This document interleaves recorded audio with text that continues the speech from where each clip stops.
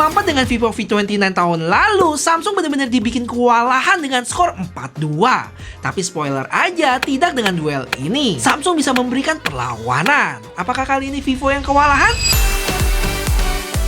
Secara desain, Vivo punya kamera modul yang mungkin bisa dibilang unik, yang jujur gue masih belum terbiasa sih liatnya. Sedangkan Samsung gue lebih suka, lebih minimalis dan kekinian aja, dengan tonjolan 3 lensa tanpa dikotakin lagi. Terus buat back cover Vivo, ada teksturnya gitu berwarna putih ya, dan dia ada 2 warna lainnya, yang gak kalah cakep, ada hijau dan hitam.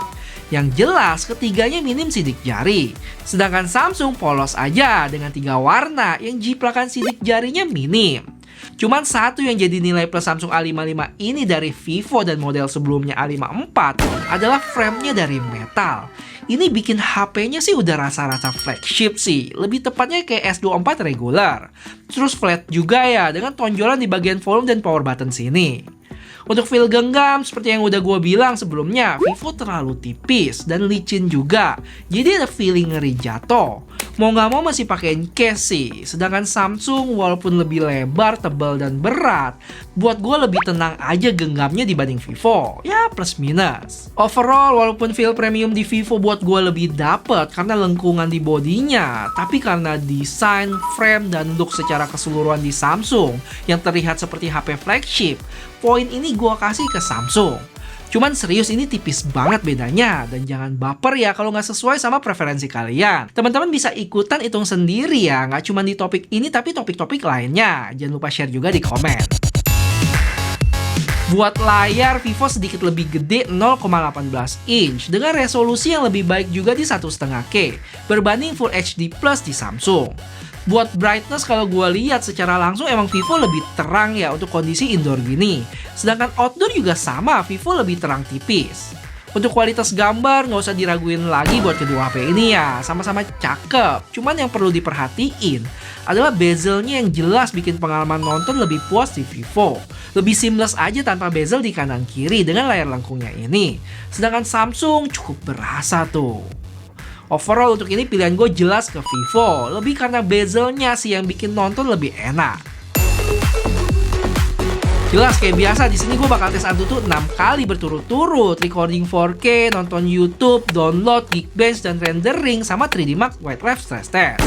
Dan langsung aja kedua HP ini ada di 100% dengan settingan dan connect di WiFi yang sama, refresh rate yang paling mentok, dan tentunya udah update software terbaru. Hasilnya cukup di luar dugaan. Untuk rata-rata skor sih tetap Vivo lebih baik ya di 800 ribuan, sedangkan Samsung 720 ribu. Tapi ini yang menarik, di sini suhu rata-ratanya sedikit lebih baik malah di Samsung, yaitu 38,1 berbanding 38,8 di Vivo. Seperti yang kita tahu, kalau ingatan tentang Exynos itu panas ya, tapi di sini justru aman. Habis itu untuk penurunan performance-nya pun sangat baik di 1%-an aja. Vivo juga hitungannya baik ya, masih di bawah 5%. Dan terakhir, konsumsi daya Samsung lebih tinggi, tapi nggak jauh, selisih 2% aja dengan Vivo. Gimana? Cukup menjanjikan nggak si Exynos 1480 ini? Kita lanjut ya. Habis itu gue tes recording 4K selama setengah jam dan hasilnya untuk suhu Vivo lebih tinggi di 42 derajat. Selisih 2 derajat dari Samsung.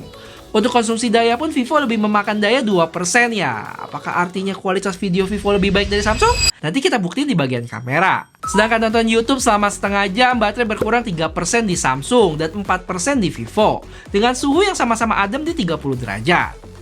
Next, kita balik lagi ke benchmark. Kali ini Geekbench 6 yang hasilnya Samsung bisa lebih unggul loh.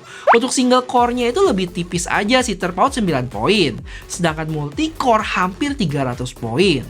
Habis itu buat konsumsi daya sama suhu sih mirip-mirip aja buat kedua HP ini. Lanjut kita tes download barengan dengan file yang sama di Google Drive sekitar 1 gigaan. Yang hasilnya Vivo bisa kelar duluan ya, sedangkan Samsung masih tersisa 1/4 jalan lagi. Habis itu gue sempat tes download sekali lagi dan hasilnya Vivo juga lebih cepat. Dan ingetin aja, kalau tes ini bukan buat tahu kecepatan download maksimal suatu HP, tapi saat download barengan siapa yang sedot lebih kuat. Next, rendering kita master, yang editannya gue kasih scale dan 1 filter, terus ekspor dalam 4K 30 fps. Untuk bitrate-nya gue mentokin dengan output file hingga 2 GB. Hasilnya? Surprisingly, Samsung bisa kelar duluan dan terout cukup jauh ya sama Vivo yang masih setengah jalan. Kira-kira kenapa ya? Apakah artinya app ini lebih optimal jalan di Samsung? Tapi Vivo nggak tinggal diam ya. Untuk 3D Mark Wildlife Extreme Stress Test, Vivo kembali menunjukkan taringnya dengan skor yang lebih tinggi di 1493, sedangkan Samsung cuma 1011 aja. Untuk stabilisasi sama-sama baik di 99%, tapi dari sisi suhu Vivo lebih tinggi 2 derajat. Nah, terakhir yang gak kalah seru nih, gimana performance gaming? Untuk Genshin Impact highest 60 FPS di A55 ini dapat FPS di 40,9 ya selama 20 menit main. Yang bisa dibilang udah cukup oke sih dengan settingan mentok tadi. Kalau dibandingin sama tes di Vivo gua kemarin, FPS Vivo lebih baik di 43,3 FPS dengan suhu 43 derajat. Sedangkan Samsung lebih panas 1 derajat di 44,1. Terus untuk konsumsi daya selisih 1% Samsung lebih tinggi nih.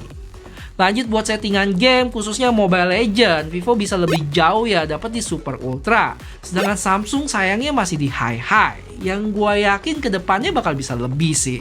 So, untuk performance, poin ini gue kasih ke Vivo ya, yang secara benchmark score lebih unggul di Antutu dan 3D Mark. Plus tes gamingnya juga dapat FPS yang lebih baik dibanding Samsung. Kalau buat baterai dari hasil tes-tes tadi, Samsung lebih awet 2% ya dibanding Vivo, yang menurut gue juga nggak terlalu signifikan sih. Tapi poin ini bakal gue kasih ke Vivo dengan alasan charging. Nggak cuma lebih cepat 80 watt, tapi dapat chargeran juga. Sedangkan Samsung udah mesti beli chargeran, tapi pas dipakai pun lama juga penuhnya. Peace Samsung. BTW guys, kalau dirasa video duel kayak gini bermanfaat dan pengen gue terus bikin ke depannya, boleh bantuin gue bentar aja buat like video ini ya. Thank you. Oke, gue persingkat nih. Kita mulai dari foto ultrawide yang lebih luas di Samsung ya. Tapi secara detail lebih baik di Vivo dengan 50 megapikselnya berbanding 12 megapiksel di A55.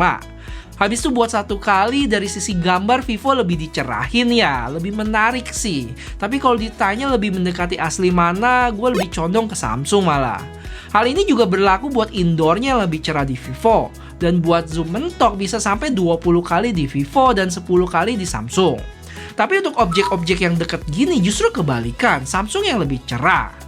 Lanjut ke selfie yang sama, lebih cerah di Vivo dan jarak pandang pun lebih luas juga. Dari sisi detail gambar, Vivo lebih tajam di sini. Nggak tahu kenapa ya, apa gara-gara ada autofocus? Overall foto selfie di Vivo sih juara menurut gua. Buat foto orang, sama ya karakternya, Vivo lebih dicerahin. Kalau dari sisi warna baju oranye ini lebih pekat di Samsung. Cuman yang cukup disayangkan, mode portrait di Samsung itu cuma bisa 1 kali aja. Nggak kayak Vivo yang ada pilihan 2 kali juga nih.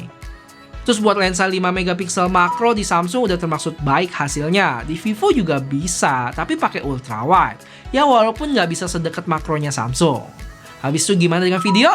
Oke guys, cek. Sekarang kita lagi lihat di kamera selfie depan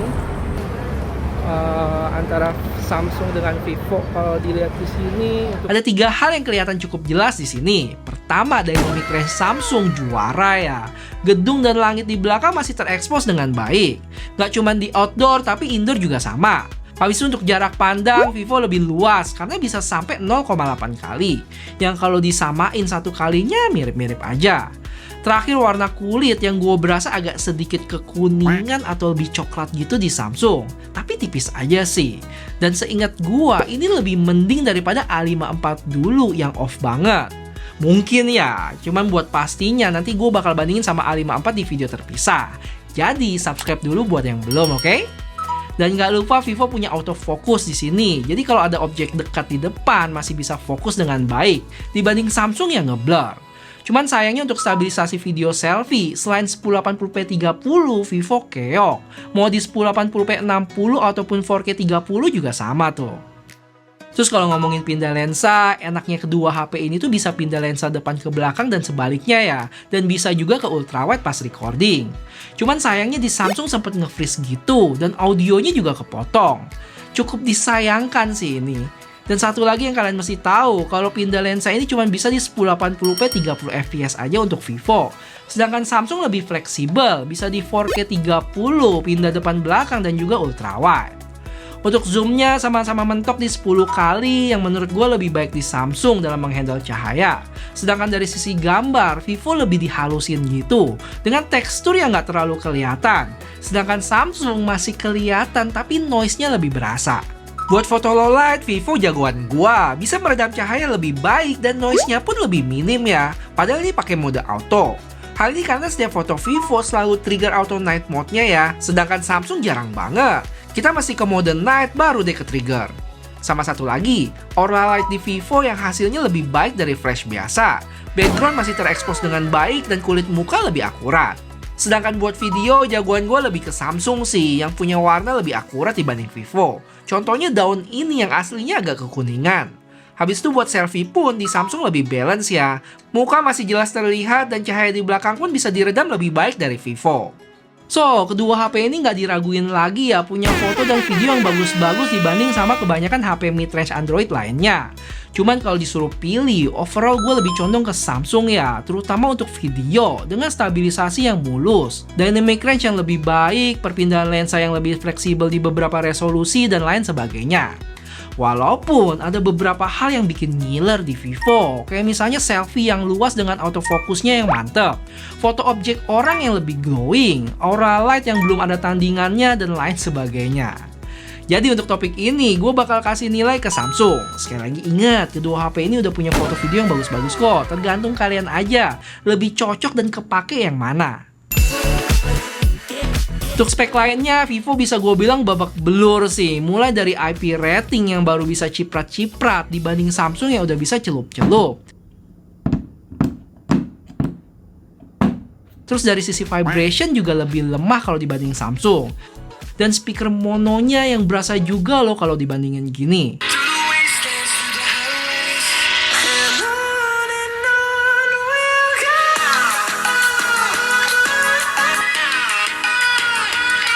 Belum lagi dukungan software yang lebih lama di Samsung ya, sampai 4 tahun Android, sedangkan Vivo 2 tahun aja. Dan Samsung terkenal rajin ya buat kasih update software. Yang paling berkesan buat gue itu waktu A54 kemarin, sempat ada video yang nggak stabil, tapi setelah update bisa jadi mulus. Untuk Vivo, gue agak lupa sih kalau ada hal serupa apa nggak kayak gitu. Mungkin teman-teman bisa bantu kasih tahu kalau ada ya. So, untuk topik ini jelas didapat oleh Samsung. Oke, terakhir kita ngomongin harga. Yang jelas Vivo juaranya di sini karena lebih murah sampai 500.000. Apakah artinya Vivo lebih worth it? Tergantung. Menurut gua, di luar spek, ada lagi faktor yang nggak kelihatan tapi juga berpengaruh. Kayak misalnya nama besar Samsung yang buat kebanyakan orang masih lebih wah. Belum lagi desain yang mirip HP flagshipnya S24 regular. Di samping itu dari sisi OS, One UI-nya pun gua harus bilang lebih mateng ya dibanding OS Android kebanyakan. Belum lagi di A55 ini lebih mengedepankan keamanan dengan bantuan si Samsung Knox Vault, Samsung Knox Vault. Untuk lengkapnya gue bakal bahas ini di video terpisah, oke? Tapi kalau emang budget kalian ngepas, Vivo V30 ini juga mantep kok. Apalagi kalau kalian suka desain premium dengan layar lengkung yang punya performance lebih baik. Sama satu lagi, kalau butuh storage yang lebih gede, misal 512, Vivo jawabannya. Karena A55 ini cuma mentok di storage 256 aja. Intinya, balik lagi ke kebutuhan masing-masing ya. Tugas gue di sini cuma menyampaikan data dan hasil tes-tesnya. Sisanya teman-teman bisa nilai sendiri.